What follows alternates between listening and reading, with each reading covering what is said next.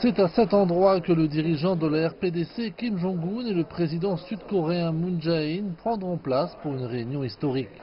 Tout ici est symbolique, du dessin des monts Kumgang à des chaises sur lesquelles est gravé le territoire de la péninsule, jusqu'au drapeau d'unification qui flotte à l'extérieur.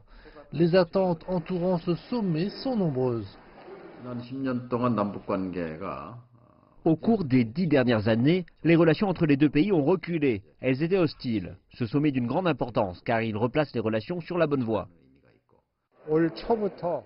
Depuis le début de cette année, les deux pays ont progressivement créé une atmosphère de négociation. Le sommet est un tournant pour les deux parties afin d'ouvrir une porte sur la paix et de normaliser les relations entre la Corée du Nord et la RPDC. C'est très significatif et j'espère que ce sera une réussite.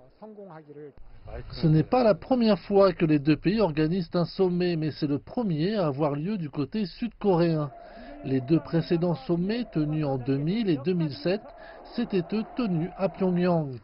Kim Jong-un traversera la frontière intercoréenne à pied, devenant ainsi le premier leader de la RPDC à fouler le sol sud-coréen depuis la fin des combats de la guerre de Corée entre 1950 et 1953. Quant à savoir s'il y aura des changements substantiels, les Sud-Coréens sont partagés concernant ce sommet. Kim Jong-un dit qu'il achèvera la dénucléarisation et fermera le site d'essais nucléaires de Punggye-ri grâce au sommet intercoréen. Mais nous ne pouvons pas le croire. Nous percevons également le sommet de façon très négative parce que nous ne pensons pas qu'il se déroulera de façon adaptée. Alors que le président Moon Jae-in s'apprête à participer au sommet intercoréen, nous sommes particulièrement heureux d'entendre parler de l'ordre du jour qui prévoit la modification de l'accord d'armistice en un traité de paix et la fin de la guerre de Corée. Il n'y avait pas d'autre moyen d'exprimer notre bonheur, alors nous sommes réunis ici, à Gwanghwamun.